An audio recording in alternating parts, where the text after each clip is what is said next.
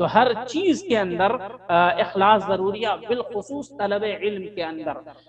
اخلاص للہیت بہت ضروری ہے۔ اور یہ بھی یاد رہے کہ ایک دل کے اندر اخلاص اللہ رب العالمین کے لیے اخلاص اور شہرت کی طلب، تعریف کی طلب جمع نہیں ہو سکتی، جیسا کہ ابن القیم رحمہ اللہ نے فرمایا ہے لا يجتمع الإخلاص في القلب ومحبة المدح والثناء والطمع فيما عند الناس إلا كما يجتمع الماء والنار والضب والعود، کہ کسی انسان کے دل کے اندر اخلاص